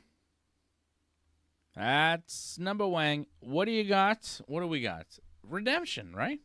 Can we do Redemption talk? Redemption was so fun. I know a lot of people who watch Redemption on the TV didn't love it. Some people did, but I saw a lot of people go, "This is boring. What was the point of this?" But I got to tell you, seeing it live, 2 thumbs up. On 10, I'm giving that thing like an 8. It was terrific. Terrific pay-per-view. The only thing that was missing was, some real intrigue for some of these matches and some major developments. There weren't any major things happening. But my God, do they put on a good wrestling show. Top to bottom. Like, it started at 6 p.m. with the pre-show. It ended at like 11:30, 11:45. It's like 5-6 hours there. It flew by. I know if I was watching it on TV at home, I've been like, man, this is too long. What's going on? But when you're there, you got the crowd going, the adrenaline going. The match is right there in front of you. I don't know how you felt, John, but for me, it flew by. I love the show. We'll break it down. We'll talk about what we liked specifically, but I had a great time at AEW Redemption. Took my son, took my brother. We had a terrific time. Met some fans. It was great. Saw you. Really good time at AEW Redemption. And I just thought that the wrestling, top to bottom, was terrific. And some of the matches were just so great. And, I don't want to compare it to the WWE because that's the tired thing to do, but it's just the wrestling in AEW is on another level. And you really see it when you go see their pay-per-views live. It's like, wow, these guys are really giving way more than WWE gives you. And seeing it in person was just tremendous. Tremendous. I loved it. Well, I'm glad you had a great time. That's important. You brought your family with you. Yeah. Glad they enjoyed it. Oh, yeah. My son loved it. He loved the Jericho Ciampa match. Going through the glass and the the thumbtacks and the blood and the barbed wire tables. Like, it was so fun. Seeing all of that, I think that was my favorite match. Oh, okay. I mean, I thought it was up there. It was one of the better matches of the night. I don't think it was the match of the night, but it was definitely up there. It was my favorite match because it was just nonstop excitement. It was good. It was good. I think it's mainly because of one moment where I was like, okay, this is just a little too stupid, and I feel like it kind of ruined the match a bit. Unfortunately, The drill? Not the drill. Okay, The drill I thought the drill like, was okay. fine. People didn't like the drill, but I thought, well, that's the end of the match. It's like, yeah, he's gonna quit or whatever because drill. Jericho's gone nuts. No, the He's drill. the Painmaker. What did you not like? What was the thing? Well, I didn't mind the idea of pulling out Yuppie, right? And then he put on like the Boston Bruins jersey and all that. Yeah, I that didn't worked mind that big part. time. That worked good for the crowd and all that. That was a fun little moment. My problem was when he started to beat it up, and then he pinned him. When Ciampa pinned Yuppie, and then Aubrey started to count 1, 2, 3, and I'm like, "You're an idiot! Like, what are you doing? Like, this is so stupid! Like, why are you ruining this moment? Why are you ruining the match? Of being dumb because that's what you guys do is just dumb, stupid stuff." I was losing it when he was attacking Yuppie, though. Nobody attacks Yuppie, brother. Especially when you're from Boston. Boston. Get out of here. Nobody likes anything from Boston. I wrestled in Boston. Nobody likes anything from Boston. Okay? Nobody. Well, not we're just talking about baseball here, but just me wrestling there. I wrestled in Boston. Great fans in Boston. It's a nice great city. people that I met in Boston. Yeah, I like. Yeah, Boston's fantastic, actually. Yeah. I know. I'm just kidding around. You should. Flipping the hat back. Apologize. It's like too hot sometimes for a forward hat. Sometimes you got to do it backwards. It's like less hat on your head somehow. Does that make sense? Anyways. I feel like you had your hat like sideways when I first met you, so it's all right. Sideways. Thugged out, baby. Gangster style. Wow. Sideways is fun. The year was 2003, and things were different back then. Our T-shirts went down to our knees, and our hats were sideways. All right. So Redemption, I thought, was phenomenal. I thought the Young Bucks over the Death Riders was such a great match. Seeing Ospreay and the Bucks do their thing, what a great match. Tremendous.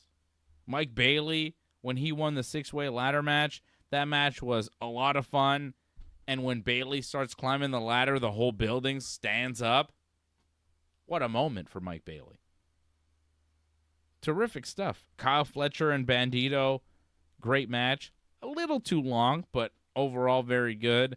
The Dogs against the Bang Bang Gang, not my favorite match there. Maya World and Sheeta, kind of a slow spot in the show. But then we had Edge and Christian come out, beating the Death Riders. That was fun to see Edge and Christian. And then Chris Jericho, like they bombarded us with Canadian heroes with Edge, Christian, and Jericho, which was really nice. And then we had Andrade over Mark Davis. Crowd really loved Andrade.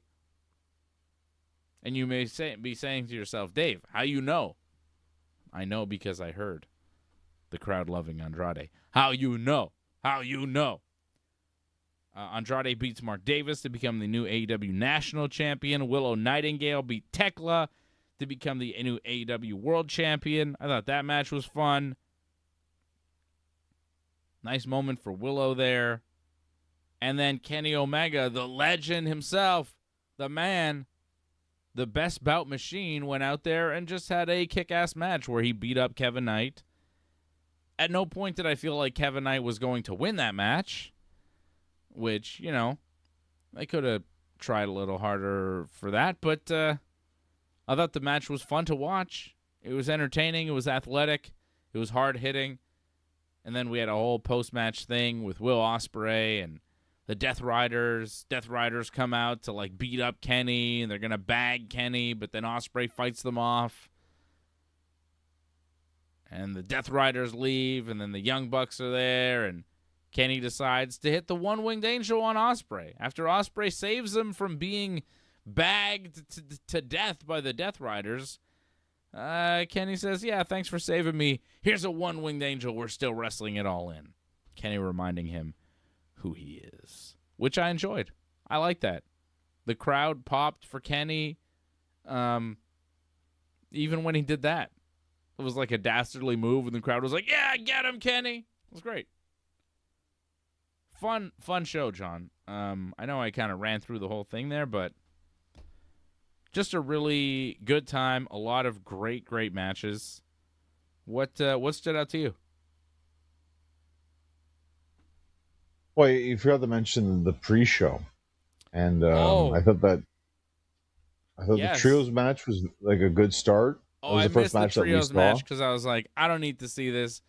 I'm hungry, so I was eating. I had a pizza. Oh, that was your bathroom break. Okay. Dinner time. Oh, that was dinner time. Dinner we had time. to have dinner because the show was so early, you know. Dinner time, and we look for merch. Got my boy a Darby Allin shirt. Wow. Okay. I figured you get one of those cheap Redemption jerseys that people wearing. No, they were ugly. Yeah, I thought they were ugly too. They're quite ugly. Darby's shirt is nice. Do you see the Darby shirt? I didn't check out the Darby shirt, no. It's nice. You'll see it. The Darby shirt was nice. He wanted that one. So I got him that one. It's good. Pre-show, though. Jacques Rougeau getting booed. Big-time boos for Rougeau. And now Dave Meltzer is reporting that Rougeau almost got kicked out before the show because he was trying to play some video, but they had music on it that they couldn't clear, and he was mad, and AEW was like, you're going to get kicked out, and now Rougeau is saying that Meltzer's lying, and what's he talking about, and none of this happened, and it's like, okay, well, I don't know who I believe. John, I know you're like a former Jacques Rougeau student and everything, but like, you heard the boos for Jacques Rougeau. You know the stories about Jacques Rougeau. You've heard people talk about Jacques Rougeau around Montreal wrestling.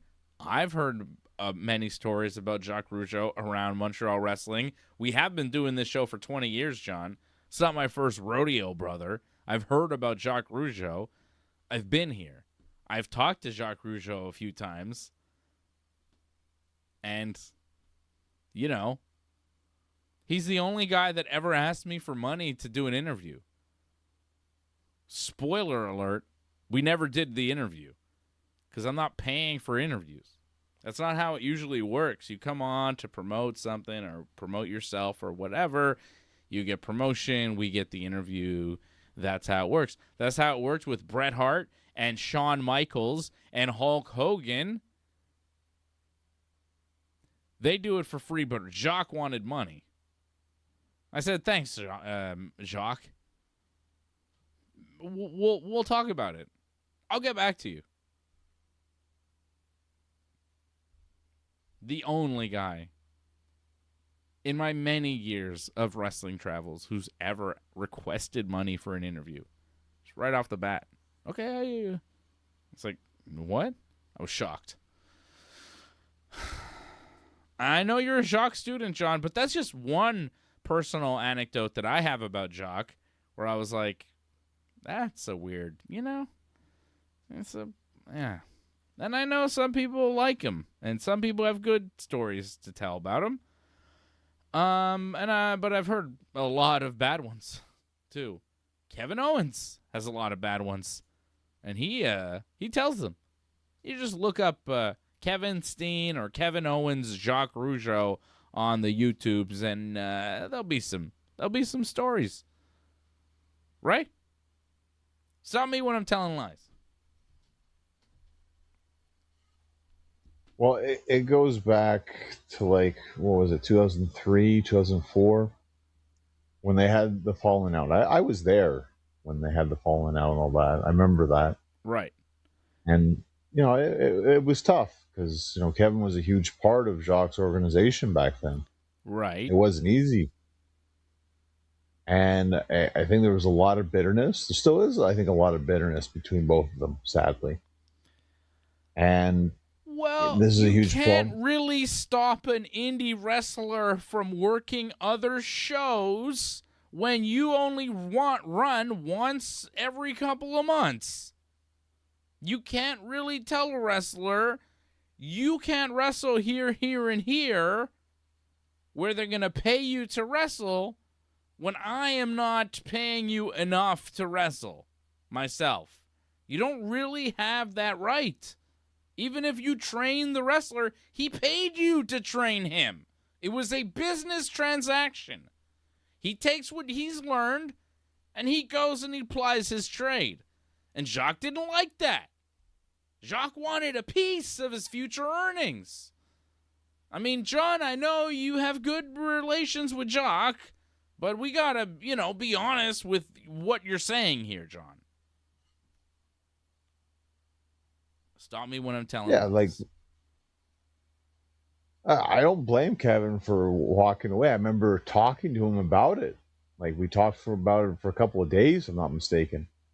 And I completely agreed with what he was doing. I thought it was the best thing for him at the time. So, I had no problem with him leaving. It was the best thing for him. And clearly he made the best out of it. So there was no problem with that. Yeah, it worked out for him. Getting out from under Jacques worked out for him. Yeah, it's just unfortunate that to this day, there's still bitterness. And as you know, if there's bitterness between one established person and another established person, then their fan bases will pretty much be fighting with each other. And that's what pretty much has happened now, that Kevin's fan base is pretty much all negative on Jacques and pretty much attacking him in every possible way. A lot of those boos were because a lot of those people are Kevin's fans. Okay. Or friends. But, John, counterpoint to that. Quebec wrestling scene. How many serious names out there are on Team Jacques? And how many serious names that people that have done stuff that are out there have real negative opinions of Jacques? It's not 50-50. There's a lot. There's no question. There's a lot. A lot, man. But a lot of it stems... so much over the past week. So many, people that we know, local people that are respected, being yeah, this guy. Let me tell you what he did to me. Yeah, but a lot of it stems from that, because they'll take a lot of it from that. I was very surprised. From Kevin Steen? Because of what happened with Kevin, and then people heard that. Well, it wasn't just happening with Kevin. I mean, that was the main one. I saw Lufisto out there. She didn't seem to like Jacques either. That was before. But yeah, that happened too. That's true. Okay, there's more than one. Yeah, so man. Other people, there's for more sure. than one. I know Jeremy's got good relations with Jacques, right? Jacques takes care of him. Yeah, Jeremy gets along very well with Jacques, if I'm not mistaken. You like Jacques? I get along with Jacques. We haven't always got along, but right now we get along. I call him a friend. He calls me a friend. Okay. I'm open about that. Some people don't like that. That's too bad, but I respect Jacques and what he's done for me, and I think it's just cool that he'll just call me up sometimes, just ask me how I'm doing. That's really nice of him. He doesn't have to do that. That's nice. I didn't know you were that close to Jacques. He's a good guy. I know a lot of people just look at him he's a worker, and of course he's a worker. He's been wrestling for how long? He was in wrestling when it was rough, in the 70s and 80s. It was dog eat dog back then. And I feel with a lot of guys back then, it's hard to change that mentality, because that's what you were always living like that, where it's and you know the stories of Jacques, what he had to go through. Yeah, but I've never seen a wrestling legend have a tribute to his family and get booed. Well, again, as we've said, like, there's people that will always be upset with Jacques. Not And Ray. it's People unfortunate. love Raymond. Well, because Raymond went a different route than Jacques. Jacques went against a lot of people and did his own little thing. And Raymond kind of just stayed within WWF, did the commentating. I think he did an odd match or there with Owen Hart, a boxing match or something. Mm-hmm. Like Raymond was more friendly. As you see, Raymond's a politician now. He got reelected as the mayor in Rawdon. Yeah. Like, he's more friendlier with the people, where Jacques is more of an aggressive businessman. Mm-hmm. Well, it was interesting seeing Jacques and the Rougeau family paid tribute to at Redemption. Of course, it was almost 30 years ago in that very building, John, where I saw Jacques pin Hogan clean. This is the WCW house show in Montreal, WCW house show. Were you at that one? I wasn't at that one. I remember watching it. I mean, you can find it too on YouTube. Hulk Hogan versus Jacques Rougeau. I'm pretty sure you can find Jacques Rougeau versus Hollywood Hulk Hogan. I'm pretty sure that's on YouTube. It's not too hard to find. That was the first time I ever saw Hogan. It was incredible. I saw him lose, which never happened. Roll up. Well, small package, I think. I imagine a lot. Yeah, small package. I imagine a lot of people weren't expecting Hogan to lose to Jacques. Like, Hogan was the WCW World Champion at the time. And Jacques was not on Nitro. He was signed. I feel like he was on the odd Nitro here or there or something, but yeah, but like he was barely ever on the show, and all of a sudden he's main eventing the WCW house show in Montreal, and he wins.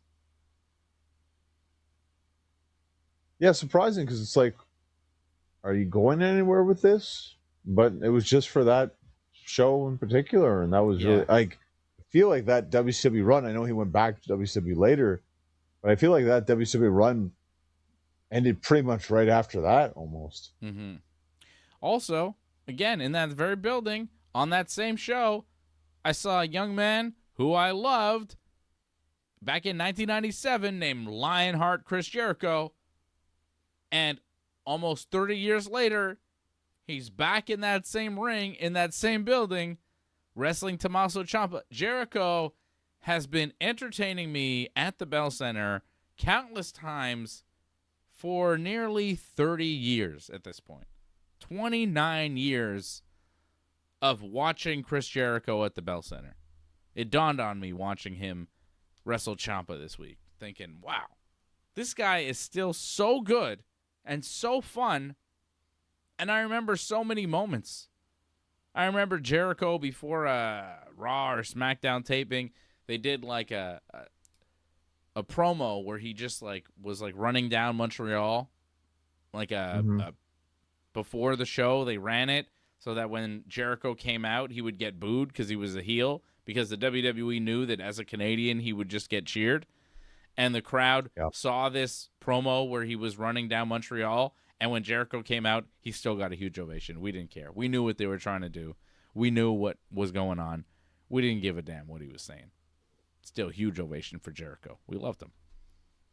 The Ayatollah of rock and roll.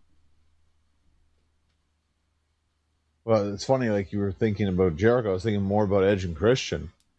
I feel like that's almost like 30 years as well. Yeah. I think in 98 or 99. Something like that. I think Edge wrestled like the Big Boss Man or something. Yeah. Which is ironic because he was on Dark Side of the Ring this past week too. Yeah. So it's just neat. And it's like, I really took it in where it's like, well, this is pretty much going to be the last time I get to see Edge and Christian live. Like, not just in a tag together, but probably just live, period. Like, when's the next time are they going to come back to Montreal ever?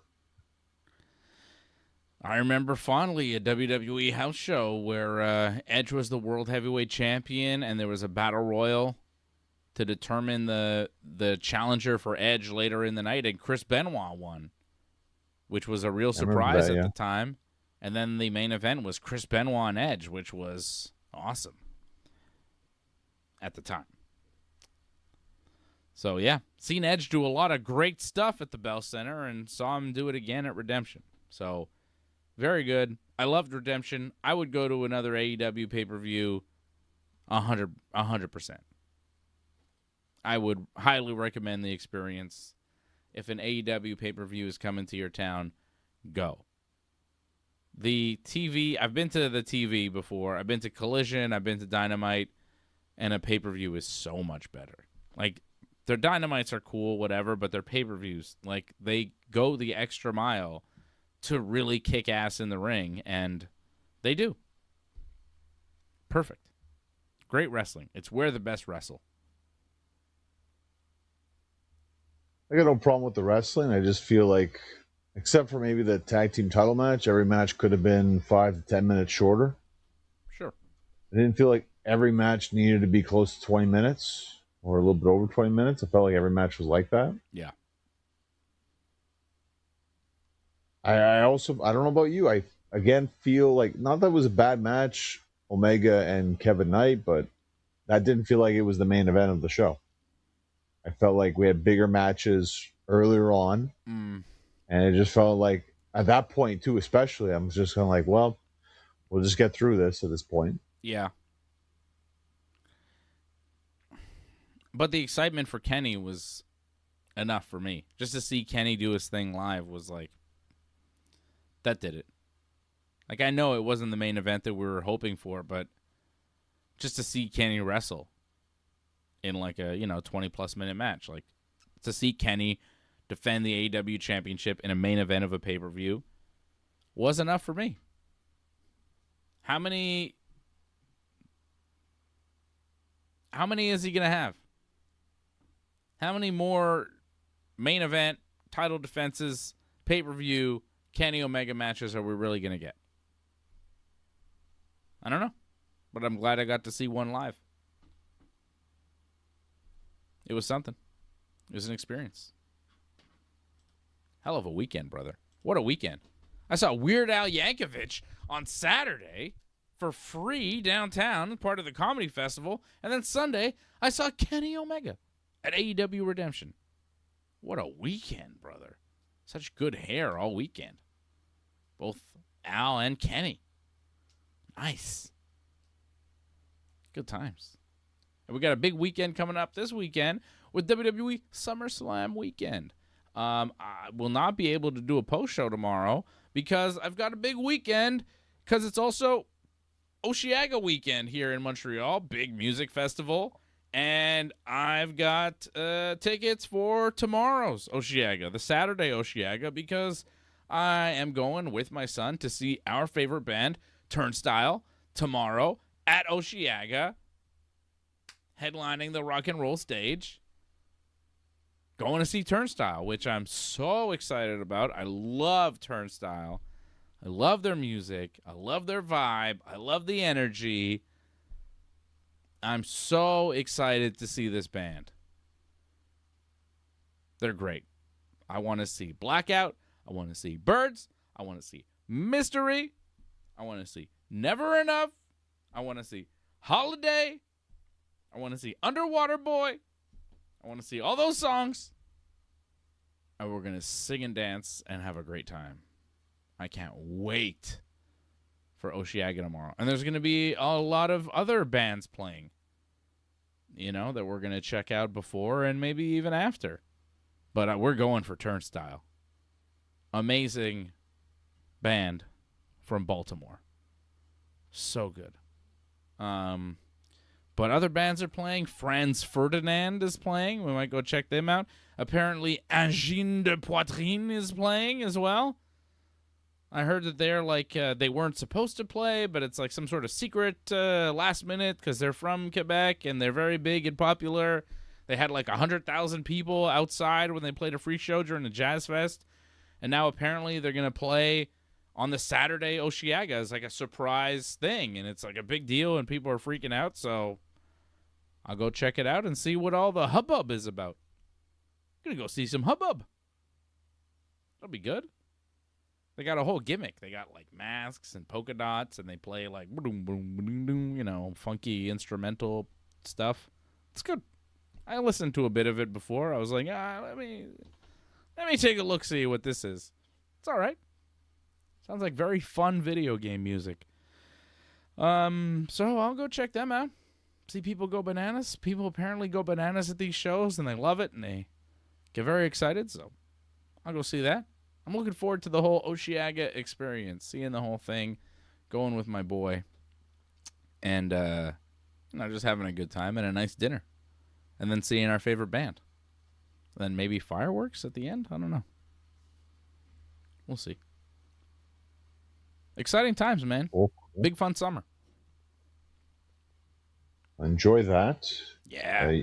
But Sunday, I'll be here for SummerSlam, okay? Night 2 of SummerSlam, I will be here right after SummerSlam to recap all of the slams. Every slam that happened in the summer, I will recap it Sunday night right here on the Ringside Report Network. I may be flying solo. We'll see. Maybe it'll be me and Solo Sikoa. You never know. But it'll be us here Sunday night, and I'll recap night 1 and night 2, give you the score on 10 for each night, give you my best night, give you my match of the night, give you my Lash Legend move of the night, you know, whatever you got. Shucky ducky, quack quack, moment of the night, whatever you got, we'll do it. Sunday night, right after the slam. Or during the slam, like about 10 p.m. If the slam's still going on at 10, I'm coming on at 10, and we'll watch the end of the slam together. Okay? That makes sense. Did you, as I mentioned, Big Boss Man, did you catch his episode, Dark Side of the Ring, this week? I did. Yeah, I mean, I enjoyed it. I love Dark Side of the Ring. I think it's a fun show. I like wrestling documentaries. I watched all of the WWE Unreals, too. You know, I watched last week's Dark Side of the Ring with Samoa Joe and Necro Butcher. I don't know.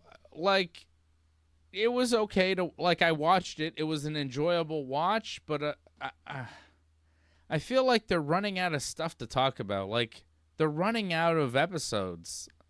The ideas are kind of like, what was the Dark Side of the Ring about Big Boss Man? Oh, he died young. He had some drug problems. It's not like a remarkable story in pro wrestling because a lot of guys had that story. He seemed like a nice family man. It's sad what happened to him, but it's not really like an interesting tale. And they tried to spice it up with like, oh, he fed dog food. He fed a dog to Al Snow, and he dragged Big Show's father's coffin, and this whole gimmick was terrible, and it was so offensive, and people hated it. And it's like, all right, but like, and Cornette's like, that's what he's remembered for. And I'm like, I think he's remembered for putting Jacques Rougeau in the jail and the blue shirt and just being Big Boss Man, vintage Boss Man. I think people go, oh, yeah, he had the run with the corporation, and he did some weird stuff in the Attitude Era, but who didn't? And then they told a story about he missed a spot because he was talking to Undertaker when Stone Cold was mad at him, and then his push ended, and it's like, did it? Was he really going to get, like, a run with Stone Cold? What would that even mean? He's not beating Stone Cold. So he gets one match with Stone Cold where he gets stunned, and it ends in 3 minutes, and... because he didn't make a run-in, that doesn't happen? Like, what are we really talking about? It just felt like they made a lot out of nothing because they had nothing. I feel bad for his wife and his daughter. They were very sympathetic. It's very sad that he passed away so young. No one should die at, 38 or however old he was. He was a young man. 41. 41. I mean, that's crazy. I'm about to be 41, brother. I mean, come on, you know? So it's awful. But it's not like an interesting tale with a lot of twists and turns. Okay, wow. As far as the documentary goes, I just, like, whenever Dark Side of the Ring is new episode Tuesday night, I'm like, all right, let's watch this. And I watch it, and I'm like, okay.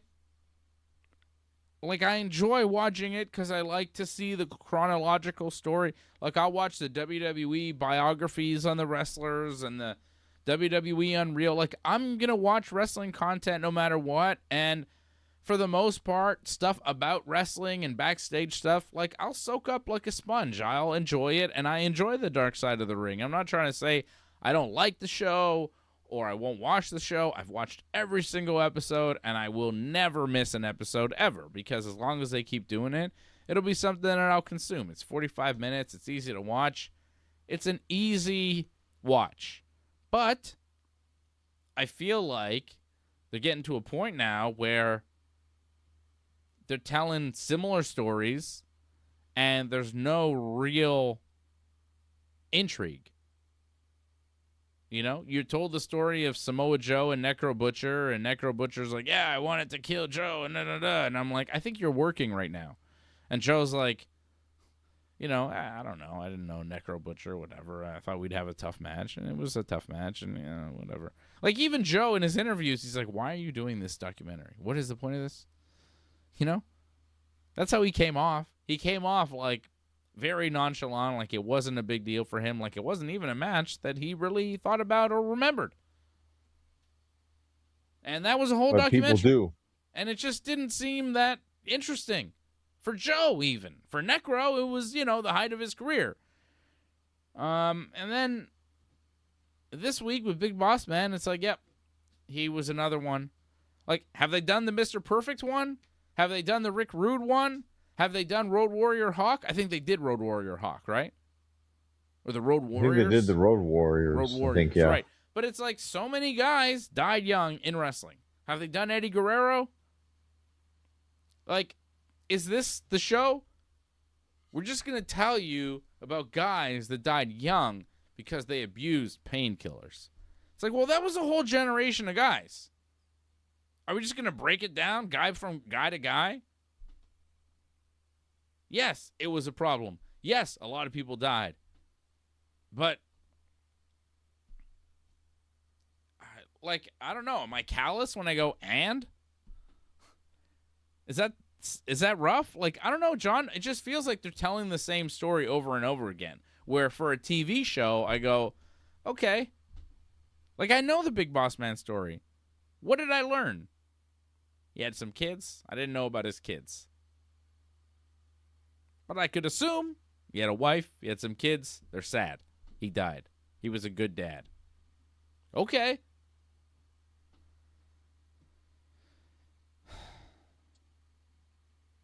Well, I felt a different way about this, obviously, I guess. Like, I thought it was highly informative, and I thought it was a very good look. Like, the fact that he got lowballed, that's why he went to WWF. I didn't know that's why he went to WWF. I feel like he just went to WWF because, yeah. Didn't everybody get lowballed by Crockett? But I thought, like, the reason why he went to WWF is because, like, well, that's what everyone does. But he actually wanted to stay there. And it makes sense. I mean, when they talk about his career there, the way Dusty was pushing him, like, yeah, like, he was going to be a big star there. Yeah. But if he wasn't being compensated, that also makes sense why he went there. And clearly that worked out for him because everything worked out with him and Hogan. That was, like, that's, in my opinion, that's what he's remembered for, is that steel cage match, to be honest. Not so much for whatever happens in the late 90s. It's that Saturday Night's Main Event match against Hogan. Yeah. That's, oh, well, and you could say the Jacques match, too. Jacques and that was cool that Jacques was big. Yeah, and Jacques was on there too, and that was kind of neat. Like, I feel like maybe they've started something where Jacques is going to get an episode. And the way you're talking about Jacques, like, probably will do a Jacques episode. They should. They could. I mean, there's a lot of material they could work with. And then there's something they started with anyways there. So definitely could do some. What's his name is, like, hard, like, banging the anti-Jacques drum, Pat LaPrade? He seems to hate Jacques. You seen him? Yeah, they don't get He's along. like on Jacques. He's on his ass. Like, he is just nonstop. It's pretty good. Yeah, well, again, that's part of that whole anti-fan base against Jacques. He's a big part of that. Mm-hmm. So, But again, going back to the Boss Man, like they really didn't cover too much of his WCW run. Like, yeah, he went there because everyone else did, but like it wasn't. And it He was was kind in of the nice though NWO. too. They Like, didn't even mention it. well, they didn't mention that. There's a bunch of things they didn't mention. The Dungeon of Doom and all that. Like they kind of skipped over a lot of WCW. But I like what they mentioned, that WCW was good for him, which a lot of people don't put over, is that like WWF like ran him like so hard. Like he Yeah. was always on the road, didn't get to see his family. And like the way I was watching, like, oh, Dave's gonna hate Boss Man now because he doesn't see his family all the time. But WCW gave him that opportunity and still gave him money. So I don't You're like, hate now you have to anybody fit- for. I don't begrudge the wrestlers for not seeing their family. That's their job. you've insulted Rey Mysterio for years about it, but okay. Well, he's a deadbeat dad, and he never took care of Dominic. But that's not me saying it. That's not just me saying it. Dominic Mysterio says it. Sports Illustrated says it. The Bleacher Report says it. Uh-huh. Well, I'm glad you don't put down Boss Man for that. And to me, like, I don't know about you, I thought this was like the saddest episode. Like, not only does he die, but he died like in front of his family and all that, and they're trying to save him and they can't. Like, Yeah. that's unbelievably sad. Yeah, Like, it's rough. I don't know. You got a cold heart, in my opinion, if like you don't feel something for that. Well, no, it's just like it's not a remarkable story. Like, it's sad, and I feel bad for them, but I'm talking about as a documentary, you expect things to happen. And if you already know that he died young, going into it, nothing really happens where you go, "Ooh, I didn't know that was going on." Or, you know, like there wasn't a lot that I learned. You learned that he wasn't getting good payoffs from Jim Crockett. Who cares, really? That's why he went to WWF. That's the one thing we learned. It's just neat to know how things all came together, because you know, like you have an idea of how things all fell into piece, all the pieces fell into place, and now you see how it really did. So it's kind of neat how that all worked out. And I think they had enough talking heads in this one. Sometimes I feel like there's not enough, but I feel like they had a nice variety this time around. I did like how he did seem to be a good man. Like, they did kind of put over how he was a good guy, and Cornette seemed to really love him. So I did get that sense. I think that's what I did learn about him, is that he really was a good guy, and that evil boss man persona was just the character. He does sound like he was a good man. So I do feel sorry for him and his family. Rest in peace to the big boss man. I love him. I'm a big boss man fan. I feel next week you're really not going to care about Renegade. I mean, you actually somewhat cared with Boss Man. I don't think you cared at all about Renegade. So, well, he might have a fun story, though. There might be a good story there. You know, like Buff Bagwell shot his father. Yep. With a gun. That happened, yeah. And that was just part of his... He was also a gigolo. For real. Like, the Buff Bagwell story, like, that's what I'm looking for when I'm looking at Dark Side of the Ring. I want a story like Buff Bagwell's, where it's like, and then this happened, and then this happened. You're like, what, dude? This was your life? Big Boss Man's story is very typical of any pro wrestler. It's very typical of a lot of pro wrestlers of his generation. He went, you know, to the different promotions, to the territories. Vince Jr. picked him up, gave him a ton of money.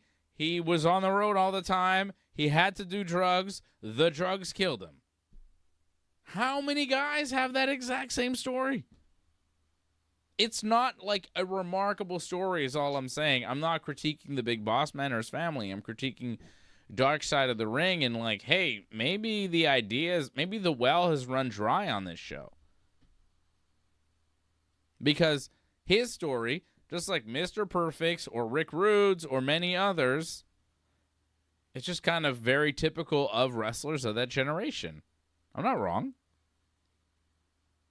We've seen it before, but is all I'm saying. Yeah, but I still think it's worth talking about.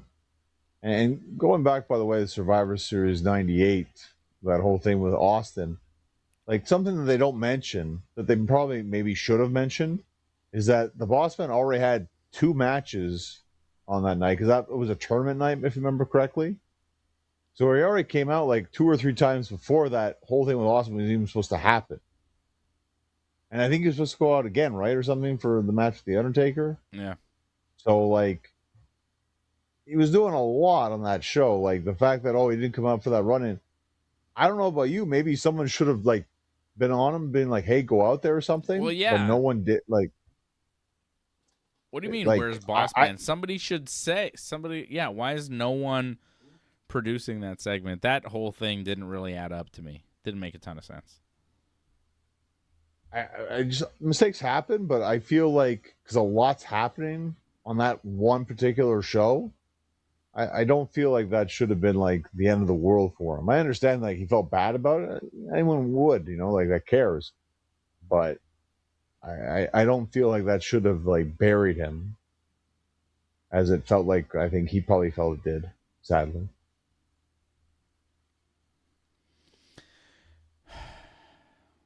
What else is on this season? What else do they got? Like I said, next week is Renegade. And yeah, what's happened after that is a good Who question. was Renegade? He was like the fake warrior? He was the fake warrior. Yeah. Remember he was Hulk Hogan's friend or something? Why is he a story? Well, because he killed himself. Oh. So there's obviously a very tragic story to that. So yeah, it's just sad side of the ring. It's not really dark side of the ring. It's just kind of bummer side of how these guys died side of the ring. You know? Well, Chris Adams, like that's also like, but I mean that took a horrible turn, like so many times. That was rough. But like the Gino Hernandez story, that was a fun one. You're like, ooh, was he murdered by the mafia? What was going on here? Like there's so many cool stories that they've told on the dark side of the ring that sometimes they do an episode that feels like a dud. Anyhow, Johnny, we're running out of time here. Time is of the essence. I just want to tell you that your boys, the Boston Red Sox, are up 5-4 on the Dodgers right now in Los Angeles. They are leading the Dodgers. And they're in the top of the 7th. It's a 5-4 game, and the Red Sox have the bases loaded with 1 out. Sweet. How about that? Great. Bad news, though. Wilson Contreras got hit in the head with a baseball. Pitch hit him in the head. And game over. Yankees he's been taken win. out of the game. The He stayed in at first, Yankees but then exited the game. win. So Contreras might have. Yeah, but it might be. Right, Could be well, that's it. I precautionary. mean, exactly. Mm-hmm. And yes, the Yankees won this afternoon over the Cubs in Chicago, 2-0. Great start from Will Warren. Solo home runs from Ahmed Rosario and Spencer Jones. Big Spence is finally starting to swing the bat and hit some home runs. Big 6'7" rookie outfielder for the Yankees, Spencer Jones, strikes out a lot, but has been striking out less and hitting more home runs. If he can figure it out, could be fun. Your Red Sox looking good, John. They won a ton of games in a row, and they are not too far behind my Yankees right now in the American League. We're in the second wild card spot right now. East. There you go. Red Sox are in a wild card spot. I believe if the season were to end today, the Yankees and Red Sox would play each other maybe in the playoffs, or no? Yeah. Would they? I think so. I think that's the way it would work, yeah. So you want to have a wild card series against the Yankees, John? You remember how that worked out last season? Well, I think by the time we get to end of September, the Red Sox will have home field advantage, so I think we'll have a better fate this time around. I think the Yankees are going to wind up winning the division. That's what I think. Good luck to that. We're 2 games back. I don't know. We're closer to the Rays than you are to us, John. So for now, like I don't know, you keep having games like those White Sox games. I don't know. It's kind of rough. You're not very good in extra innings. I don't know if you check that record. It's pretty bad. On the road in extra innings, we're terrible. You think I don't know this? I watch every game, John. I know everything about the team. I'm well aware of the Yankees' shortcomings, and there are many. Like, we can't score runs. Guess what, John? It's the trade deadline. Trade deadline is Monday. Deadline is Monday. This weekend is going to be nuts for movement in baseball. And if the Yankees don't get a catcher that can hit, I am going to lose it. So Brian Cashman. Catcher can throw. Brian Cashman, get to work, baby. The Yankees need some reinforcements if we're going to make a run at this thing. Because the Dodgers are probably going to get Tarek Skubal, and it's just over at that point, isn't it? Maybe don't do anything, Cashman. Maybe sell. Maybe sell a bunch of your pieces for the future, because we got no shot this year. No one has a shot this year except the Dodgers. Maybe the Rays if they can put it together. But if the Dodgers get Skubal, the whole league is cooked. Oh, the Rays won again today too, didn't they? No, they lost to the Chicago they lost White Sox. finally. Jeez. Chicago White Sox are a tough team. Don't discount them. First place in the Central Division. They got a playoff spot too. All right. When's your next match? When can people see you? Well, that's gonna be September. It'll be like in Cardinal, Ontario. It'll be a ways away, September 5th. So we'll talk more about it closer to the time. Okay.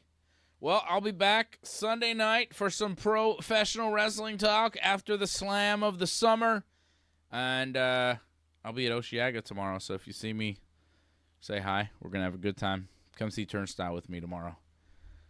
Oh, brother. Look at that jacked guy. I don't have any pictures of me looking that jacked. Johnny, you're the man. Thank you. We love you. Thank you to all our supporters. Angelo Contagonis, Kyle Salisbury, Jason Pete, and many more. Anthony Plessia, everybody who supports the Ringside Report Network over at join.ringsidereport.net and membership.ringsidereport.net. Thank you for keeping us alive. AJ and Fred will be back soon on the Ringside Report Network, so stay tuned. I'm bringing the boys back. We're all coming back. A little summer hiatus is wrapping up soon, and we're going to be back with a vengeance for some violent talk. All right, we're going to talk about violence as we do right here on the Ringside Report Network. We appreciate your support and you being part of our community. Share, subscribe, and join us again on the Ringside Report Network, the Combat Sports Authority.